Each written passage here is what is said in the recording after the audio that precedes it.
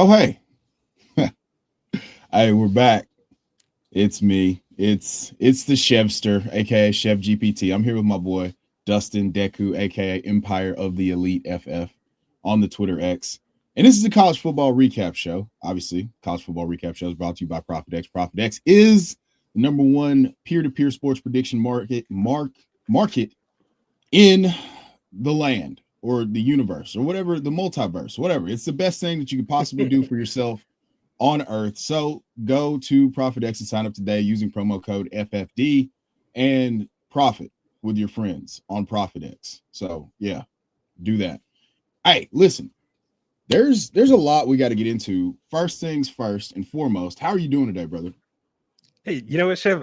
I'm good. Like I spent the entire day yesterday watching college football, taking notes, getting ready for this show, and now I'm ready to see my Broncos just continue that, that winning streak. Let's make it 2-0. I had to wear the same jersey as last week because I'm superstitious. So, I'm not got to keep the same. superstitious. You're not superstitious at all? I'm a I little am, man. stitious, though. I'm kind of stitious. Got it, stitious. I'm very superstitious, man. Look, I had the same fit for last week and we won. We got the dub, so I got to keep the same thing going this week. Yeah, talking about your favorite team being good at football is something I can't really relate to. So, Hey, we don't have to, but we don't have to do that today. Yeah, before we get into sad Titans emo futures, we could talk about college football and we could talk about the fall of Dabo. Because hey, any day on this side of the dirt's a good one to slander the good name of Dabo Joel Osteen. Like I don't like that is football Joel Osteen if I have ever seen it. And I just every time, I'm not gonna lie, every time I lose, it makes me a little happy. Sorry, Jay Wayne. I do apologize. Nothing personal. I hate Dabo Swinney. Yeah, now you guys know. I think you and the rest of the country like to do that. And I'm eating a little bit of crow here because I hopped on the show with you guys and I was pounding the table for Cade Klubnik, man. And the fall from grace has been like nothing I have ever seen, man. There was a pocket in time last season where Cade Klubnik looked like he had put it all together. And now, man, I don't know what he's doing. Like, so yeah, go ahead. Cool. No, I just like the calling card for him was his accuracy. And right now, I don't know what he's doing when he's reading the field. He's just throwing it to defenders. It looks like anytime there's pressure in his face, he's just looking to run and not continuing to keep his eyes down the field and hit somebody that's open. So I don't know what happened to him, man. Listen, this is a tough one, especially because we had such high expectations. They do have basically like an NFL ready roster with a lot of the pieces. Peter Woods being the primary defensive tackle, Peter Woods being the primary, I guess, bell of the ball in terms of NFL value. Cade Klubnik was supposed to be that guy. You had people selecting him as or making him their QB1 of the class before the game started. But then, like I said, hey, you just gotta let football shit start happening sometimes. And then things can get a little bit wonky. But there's a couple guys in this game that we're obviously very, very, very interested in. I mean, maybe not from an NFL perspective, but Haynes King is an absolute gamer. Obviously, if you guys aren't familiar, Georgia Tech quarterback, absolute it's like the poor man's version of Tim Tebow. And I mean, yesterday he just figures out a way to win. He's like Diego Pavia. If Diego Pavia still played in the ACC or something, like it just doesn't. So here, let me put this on the screen for you guys real quick. So yeah, obviously Clemson loses on the last second field goal. Klubnik is just a little erratic. Would that be a fair way to assess the decision making and the processing yesterday? Yeah, absolutely. I mean, I was even just looking at PFF yesterday and no big time throws, couple turnover worthy plays. I mean, it perfectly encapsulates everything that you see with the eye test. Like he's not seeing it and he's not hitting it. The only guy that he really truly trusts, it seems like right now, is Bryant Wesco, which I mean, good on you because that boy's a dog, right? But yeah, I mean, Adam Randall is maybe a guy we're looking at 2026. He's the running back there. Really, 2 weeks in a row, they relied on him to bring that team back. And he's somebody that I'm I'm keeping an eye on, I think, for 2026, just because recently we've seen some success with like a guy like Tyrone Tracy, who converted from wide receiver and is now playing running back. So we have seen success. I can't see him really being anything more than a day 3 guy, though, maybe a 5th round draft pick. But I mean, 2 weeks in a row, man, this is the guy that they've had to rely on, along with Bryant Wesco. TJ Moore's nowhere to be found, right? Antonio Williams has been hurt all year, and you've just seen his draft stock plummet as a result of this. And my question is Antonio Williams really like the reason? Is he the cog in this machine that just keeps everything running? Because without him, like, yeah, it seems like he's the guy that kind of helps Klubnik reset and kind of find his level, get back to his feng shui, and be able to just play within rhythm, like just trying to, taking the easy button stuff. Like Wesco's creating this off of, which Wesco is awesome, by the way. You know me, I've been touting Wesco for a while now.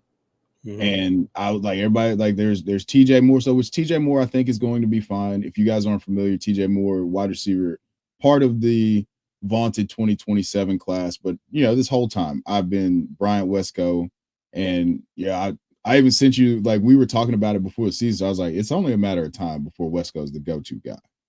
And like he's the one. So I'm really excited for Bryant Wesco. But Adam Randall, I think, do you think that because he's an older prospect, do you think he's going to have to test really well to get, like, maybe, I don't want to say it just like, because he's nothing like RJ Harvey, but to get a bump for a guy who's clearly producing yesterday, 15 carries, 80 yards, do you think he has to test really well in order to probably move into day 2 potentially? Yeah, he would have to test off the charts. You mentioned the age. That's always going to be kind of baked into his profile and his price. So I think from like a dynasty perspective, I have a hard time seeing him ever rise really to like a high value asset. And I think it's going to be really hard for him to get that, because I don't see him as like a superior athlete, like that. I think he does a lot of the little things well. He runs hard, but I don't see him as like this superior athlete. So we'll see. I think pretty locked in. He's probably going to be a day 3 guy, but that's okay. If you're able to track these guys and know that they're able to play physically and play the game of football, then that's going to be a steal for you later in those later rounds. I think we always want these top elite in guys, but he's a guy that could probably slot in and get you points in your dynasty roster. And maybe if you're in a pinch or have some injuries, so those guys do have value still. And these guys are still worth tracking, even if they're not like the high end draft capital guys, in my opinion. Do you want to put him into the book of secrets? I'm putting you on the spot here. Do you want him in the book of secrets or no? We'll put him in the Cliff Notes. Okay. All right. So he doesn't get a page. He just might be like in the glossary or something. Yeah. Fair enough. All right. Let's move on to, all right. Ever since that we, me, I have been a Garrett Nutzmeyer denier.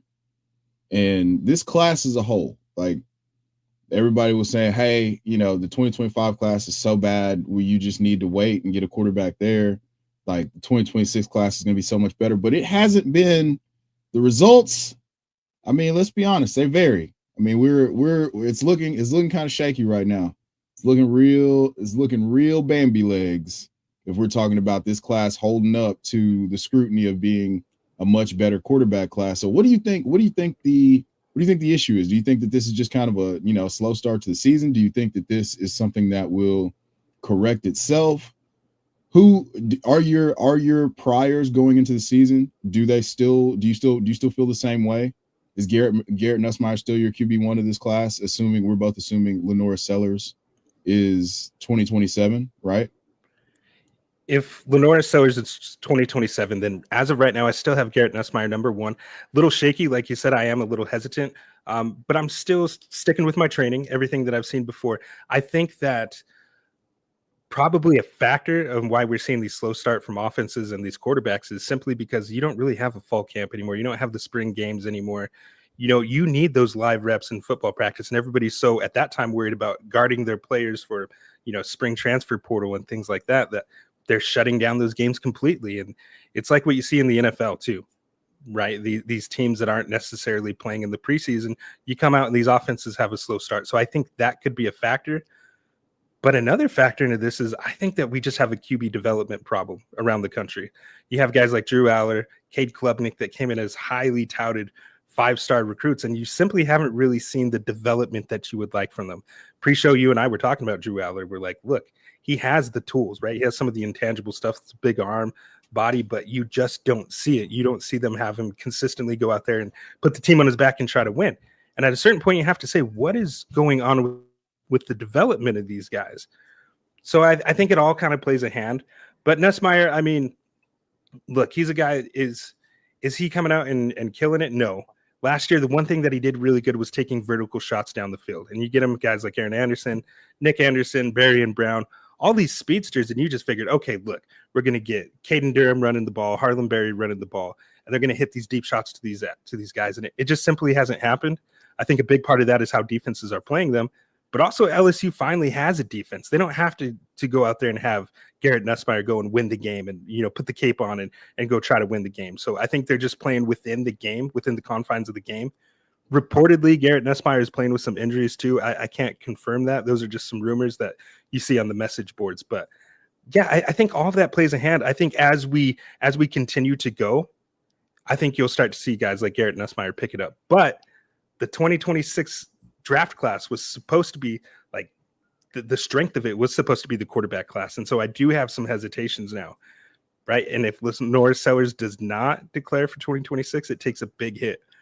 Right now, it's looking like John Mateer is the leading quarterback of this class, which is crazy because a few months ago he was like my surprise addition to the first round, and that's looking like that could be a real possibility. So, what are your thoughts on all that? Man, I'm with you. I don't think that I truly believe that, from what I had seen from Garrett Nussmeier, I was trolling you all summer about his actual ability.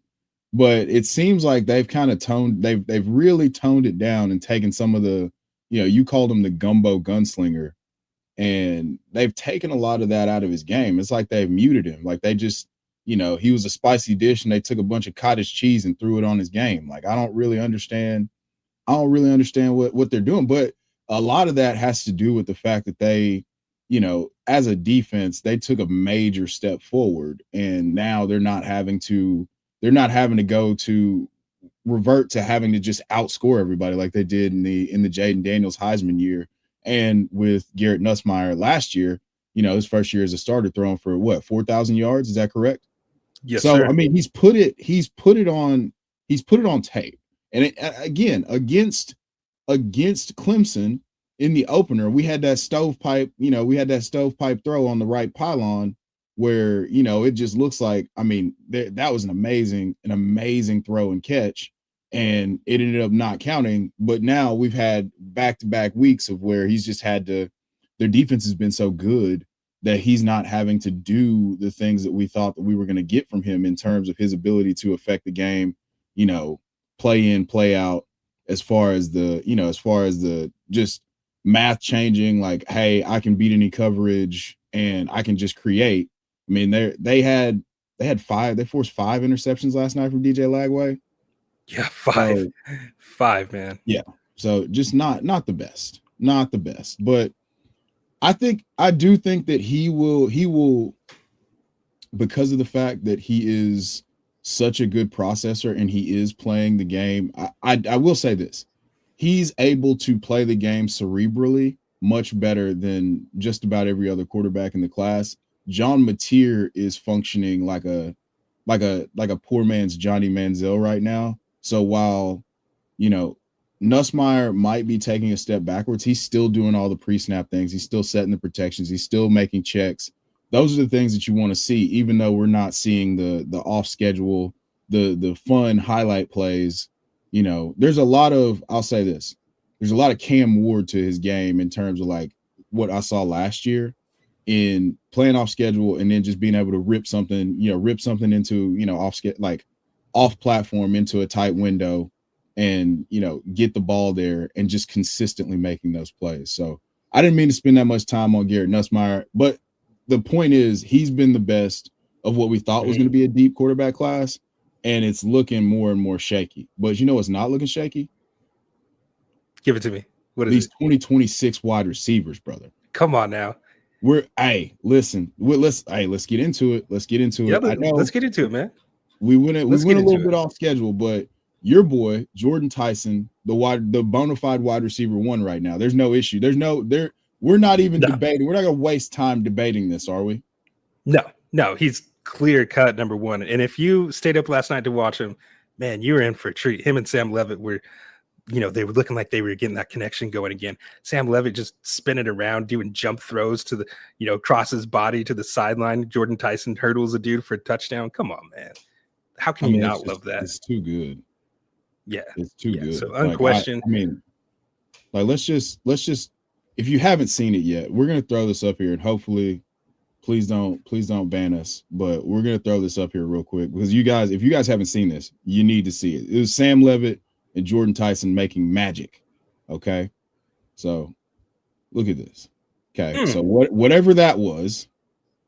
Okay. Then that. So yeah, just whatever you want, however you want to, and I think I've reposted this several times now. I think that actually came from Bussin' with the Boys, maybe. They posted the highlight, but this is absolutely ridiculous. I mean, Jordan Tyson, wide receiver one season, like, this is absolutely electrifying stuff. But I wanted to ask you another question. Is Illinois for real? And we'll come back to the wide receivers because there's more guys that we need to talk about. Is Illinois for real?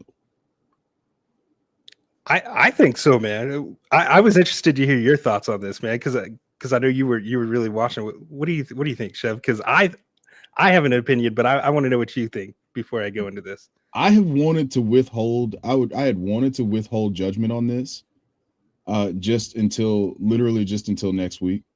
I mean, they're taking on Indiana next week, but I wanted to withhold judgment. But they've got some really intriguing players in Caden Fagan, the 250-pound running back. He went 24-100 yesterday in a touchdown, and Justin Bowick was a guy who had caught like 2 straight touchdowns in 2 straight games. But I do want to see what they do next week against Indiana, because even though they're not regarded as a top tier Big Ten program, like we're still talking about the Blue Bloods, the Ohio State. Nobody really cares what you do until you do it against Michigan, Ohio State, the Oregons of the world. I don't even think they play Oregon this year, but like nobody's really going to care until you do this. But they're ranked 9th in the country, so somebody's paying attention. I was going to say, I don't think they should be ranked 9th, and that's what Voice of Reason just said here. No way Illinois should be ranked 9th. I agree with that. I think we've just had a lot of pretenders at the top and people that are disappointed, and by default they've kind of raised just because their record. Luke Altmaier, I think he's okay. He's experienced now in that system. We'll see. You put me onto that running back. We'll see, right? Like, I like what I'm seeing from them, but I'm not ready to crown them yet. Yeah, that's my biggest takeaway is just they've gone from, all right, yeah, cool, Illinois got a good team, to, hey, wait a minute, this is something that I might need to pay a little bit more attention to. And if they come in and they decide to, they're able to pummel Indiana, they play Indiana next week, which kind of leads to our next point about what's going on as far as the college football landscape goes.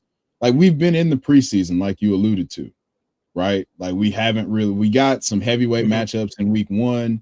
We had the LSU and Clemson. We had last night an amazing game that we need to get to in Texas A&M and Notre Dame. There's just 2026, 20 college football goodness, future NFL prospects all over the field in this one, between Kevin Concepcion and Le'Veon Moss and all those guys. But Mario Cravers.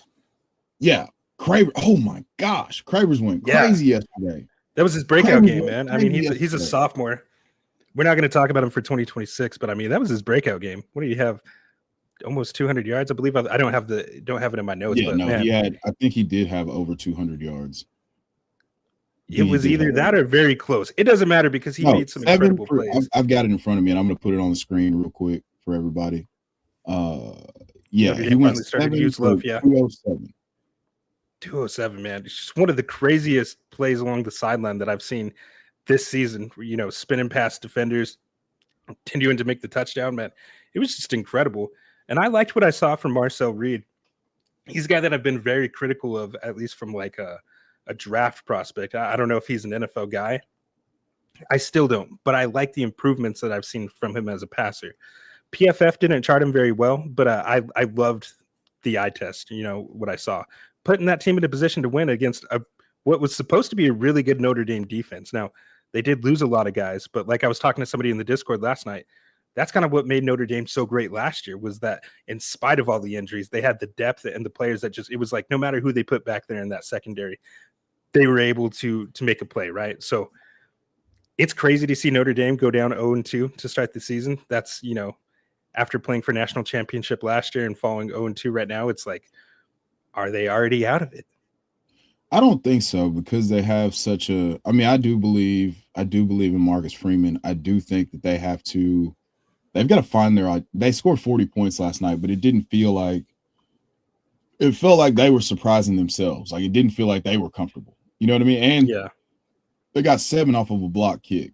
It still doesn't feel like they know how they want to execute, which is wild, because they have a potential first-round pick in Jeremiyah Love. Jeremiyah Love, finally looked like himself. He caught that wheel route for a touchdown. I'm gonna see if I can grab that for us. I'm thinking he's still running back 1. I mean, for me, right? Yes. People were starting to freak out about his usage. I mean, it was one game. It was a little concerning. It's like, are they hiding an injury? Like Voice of Reason said, he said Notre Dame finally started to use Love. I still would have liked to see more. Jadarian Price is one hell of a back, and he had a great game as well. But, I mean, use Jeremiyah Love more effectively. They did a lot of those direct snaps, too. It was like, I don't know what Mike Denbrock was thinking, right? It was just like the stubborn type of play calling. I don't know. I didn't see the creativity that I would have liked to see. The only thing I could say is at least they weren't trying to use CJ Carr like he's Riley Leonard this week. Right? Week 1 against Miami. I don't know what they're doing. They're running a bunch of quarterback counters. And, on the Devi Dojo, I had said CJ Carr is more of a pocket passer. So I was spotlighting maybe Jaden Greathouse to be a breakout. And we just haven't seen it, man. So I don't know what's going on with Notre Dame. It's like, I don't know if Jeremiyah Love is injured and they're hiding it or whatnot, but his usage is still a little weird to me. Yeah, it's really strange. I mean, you saw him. This is a great one-handed catch. Like, that just kind of encapsulates what he is as a player. Like, he's a walking big play, and he's got amazing contact balance. Somebody in the C2C space was saying that they thought that he was going to have a decreased workload going into the year, and I just kind of scoffed it off, because it's like, man, you don't take the ball out of Jeremiyah Love's hands, but it seems like they're either protecting him from himself, or they truly believe that this is something. They've got guys that they can replace his level of production, his ability to score, create one play drives and scores, like he did in the college football playoff. They might believe they have a guy that's just like that, right? So doesn't make a ton of sense, but at the same time, like, we got to get some stuff figured out. But let's kind of transition over. We'll talk about, before we get out of here, we'll talk about the big time slate that's coming ahead in week 4. But let's talk about some of the 2026 guys that we're a little bit excited about. Where do you want to go first? We got the 26 draftee watch. I mean, I'm sitting here looking at this highlight of Jeremiyah Love all over again. Like, who's a guy in the 26 class? Go ahead. I got one, man. Ahmad Hardy. We can't get out of here without talking about Ahmad Hardy and his big game yesterday, right? Over 200 yards. Was it 3 touchdowns or 2? I know you got 250 yards rushing, 3 total touchdowns. He had a long run of 71 yards. Like, this is a guy that Chev and I were very excited going back to February. He's a guy that transferred from group of 5 to a Power 4 conference now. He's everything that we wanted to see in Mekhi Hughes with Oregon, which unfortunately he looks like a dead ass. Like, hasn't even gotten any playing time. Whatever. Ahmad Hardy, though, every single game this year has rushed for at least 100 yards in the SEC, right? So that was obviously going to be the big litmus test for him. And just in yesterday's game alone, he had 167 yards rushing after contact, 12 missed forced tackles just in that game. He showed that he had 11 runs in zone and 10 in gap. So to me, that's screaming he's got scheme versatility. NFL scouts are going to love that. Doesn't matter if you run a zone or a gap power scheme, he's going to be able to thrive in either system. He's a guy that he doesn't have that elite breakaway speed, but he's got more than enough to take you to the house.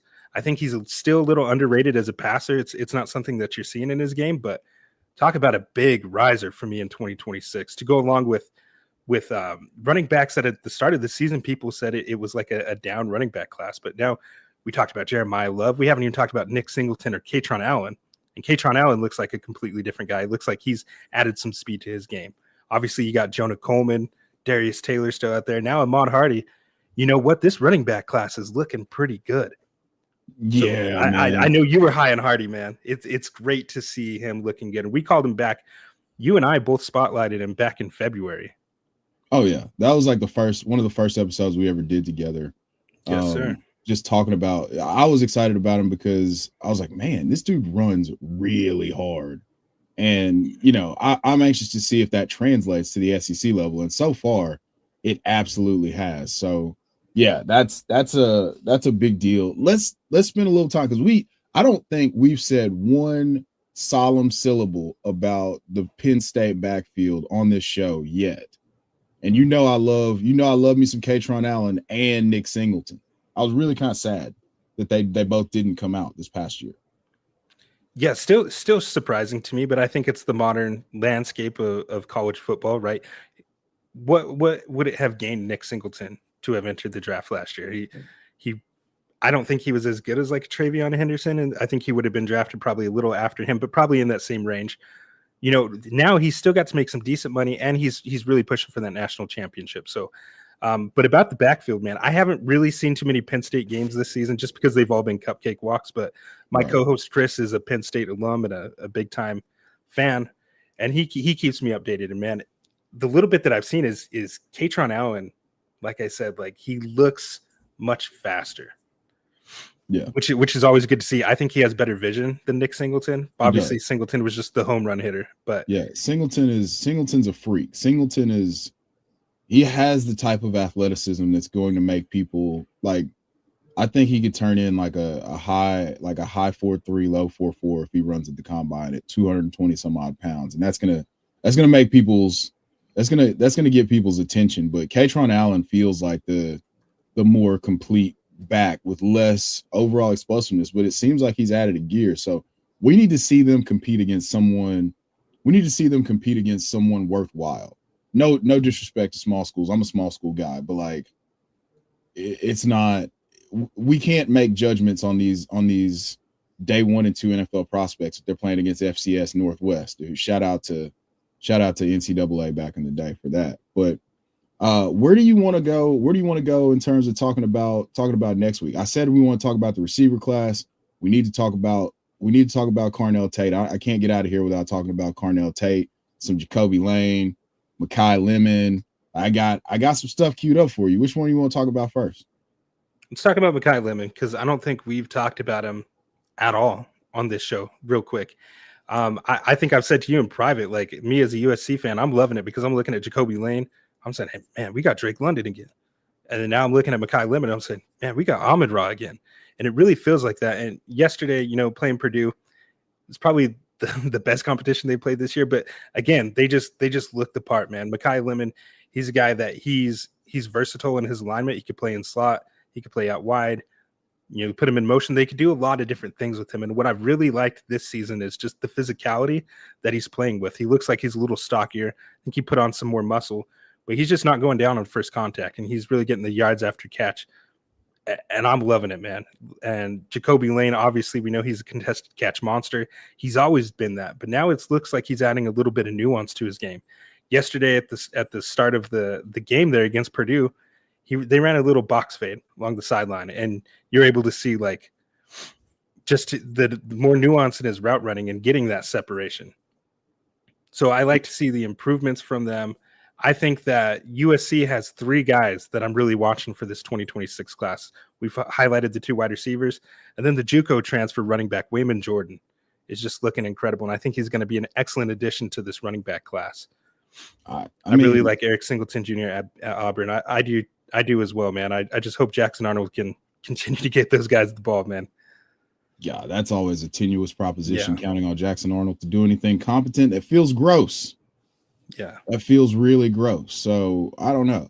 And just to your point, we do want to highlight the Jacoby Lane catch. Like this was incredible stuff. Yeah. I mean, and this is a guy who's 6'4", 6'5", 200 pounds, incredible catch radius. Like he had the incredible touchdown catch against Georgia Southern last week. So it seems like he's stacking days and kind of finally taking that next step as a technician that Lincoln Riley challenged Zachariah Branch to. And Zachariah Branch was like, nah, I'm going to go. I'm going to transfer. I'm going to go do my gadget stuff in the SEC, which he had a decent game yesterday against Tennessee. That was a random shootout. I thought both those defenses were good. Defense optional in that. That was weird, right? Yeah. We were saying that too. Like Joey Aguilar. Yeah, exactly. You think like Tennessee's built their whatever they got go. I hate Tennessee, so it's really pains me to say anything nice about him. I was so glad when they had Nico because I was like, this is literally just a Casey Clausen reskin, but he's like Polynesian. So I hate saying anything nice about Tennessee, but like their defense had been pretty salty. Joey Aguilar started off cooking yesterday. He started the game off 14-14 for 213 yards and 2 touchdowns against the Kirby Smart defense. Like that's not. I had mentioned him as a guy to keep. Yeah, you just don't do that to Kirby Smart and Nick Saban back in the day, and like you just don't see that. So, but Gunnar Stockton. I'm not going to make you talk about Gunnar Stockton because I know you don't believe in Gunnar Stockton. No, I don't. But hey man, I don't know if we need to start the dialogue, but like just maybe leave the door cracked that this could be a thing, Dustin. Maybe. We'll see. I mean, at least he was hitting those deep shots, right? So I mean, he has shown improvement, but I just don't see him as an NFL guy. College football is going to be fun.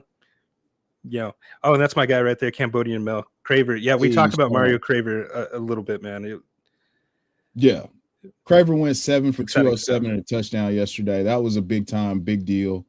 That was really impressive. I mean, Concepcion had stolen the show with his first two performances in SEC play, but then we came in, he came in yesterday. Craver comes in yesterday with the amazing touchdown along the left sideline and incredible goes for 200 yards against who they play yesterday? Notre Dame. That's who it was. Like they absolutely, that was a barn burner. It was one of that's going to go down as one of the best college football games of the season. It sucks that it comes down to a missed field goal because I would have loved to see that game go into overtime. Where else you want to go? I gotta jump over with Benny. Yeah. We'll make this quick, man. A couple people I think we need to spotlight again. Sawyer Robertson, right, the quarterback from Baylor. Now I see again my guy Cambodian Melkin here. He's pointed out that in the pocket when he's throwing, he doesn't really move his legs. It's kind of a weird little knock, but it's weird to see it. And once you see it, you can unsee it. But he's played well, and however you feel about him, he's played himself into the conversation of potential Heisman winner. He's out there slinging it, man. And so he's a guy that just continue to keep your eye on. Dante Moore obviously is another quarterback that I think was written off for this class. He was a guy that coming in as a freshman was highly touted, obviously went to UCLA, didn't go very well, went back to Oregon, who he originally committed to. Saddest season. And now he's got his chance to play, man. And you know what? He's only played cupcakes matchups to this point, but he's played well. So definitely tracking him. He's got Penn State coming up in 2 weeks. And I think that's going to be the big litmus test for him. How is he going to play there against a pretty good Penn State defense? Obviously, if you have any Decorian Moore stock, you should be very happy with Dante Moore. That more-to-more connection looks beautiful. Man, it always makes me really happy when I see guys who is like, man, maybe it just didn't shake out in your favor as a highly rated recruit, and you don't just wall up and you go hide like Tate Martell did back in the day and just transfer from school to school to school. Yeah. It makes me happy to see a guy like Dante Moore figure it out. Find a way. Oh, we got this is that's another one. Thank you. Voice of Reason. We almost went out of here again, Chev. That would have been 2 weeks in a row that we didn't talk about this man. I know. And I don't want to talk about Carson Beck. I don't want to do it. I just want to talk about how far his eyes are apart from each other. Look, physical appearance aside, the boy's balling. He's out there. He's looking good, man. Over 800 yards in the season. He had like 340 yesterday. 3 big-time throws alone in yesterday's game against, you know, a USF team that had your boy Lagway in a blender too. So, hey, you know, watch him out. Last week, I think somebody asked me, could you see him playing himself up to that top QB in the draft again? And I said, I didn't think so. I know. That was me. I was just going to skirt past that look. And I was like, no, I think a lot of my priors and my bias affected that. But look, I got to put that aside and give him his due because he's out there balling, man. And he looks really good. CJ Daniels is good there. Obviously, you got the young freshman Malachi Toney. He's got good weapons. The offensive line is playing great, and he's hitting his guys. He's out there dealing, man. And you can't ask for anything more than that. Yeah, man. So in all seriousness, like he's been really impressive, and it's making me want to go back and look up who the offensive coordinator and quarterbacks coach is at Miami, because he's gotten the best out of, you know, guys that transfer on fairly short notice and have to come in and adapt to the weapons in the program. Now, it does help when you've got a guy like Mark Fletcher toting the tater. Yeah. You've got your guy that you just mentioned, Malachi Toney. His name was escaping me for a second, but you got Malachi Toney coming in and just balling, and then like he's delivering with accuracy and confidence. He's playing confident again. You could see last year he was broken. Like his confidence was zero. I think they had some issues on the offensive line. I think Georgia led the nation in drops last year too. I mean, didn't really have the best talent on the outside. So, you know, you see that confidence, and that's, you know how it is, Chev. Confidence is everything playing football, but especially at a position like quarterback position.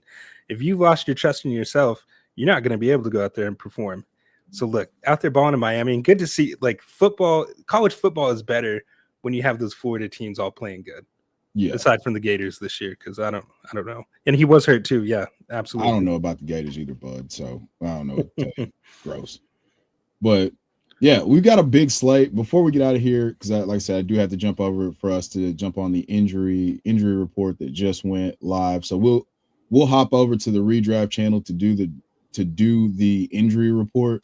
Dustin, as always, thank you so much for doing this. But some key matchups to look forward to: South Carolina at Missouri this week, Auburn at Oklahoma, Illinois at Indiana, and Arizona State at Baylor. That's a huge quarterback potential matchup. We didn't even talk about Bo Pribula, the Mizzou quarterback that's a transfer from Penn State, but Arizona State, Baylor, that's got 2 of my favorite quarterbacks in Sam Levitt and Sawyer Robertson in here. But before we get out of here, tell everybody where they can find you, brother. Hey man, just go ahead and go to my Twitter. You'll find me at Empire Elite FF. I got a link tree to everything that I'm working on. We got a Devi podcast called Devi Dojo. You can see the banner behind me. We're available on podcast and YouTube. So just go ahead and hit the link tree. You'll see everything that we're doing. I'm here with Chev every Sunday morning, just kind of recapping the games. 30 minutes, man. Not very much to talk about these guys, but I enjoy doing this, man. It's always a pleasure. Thanks for having me on.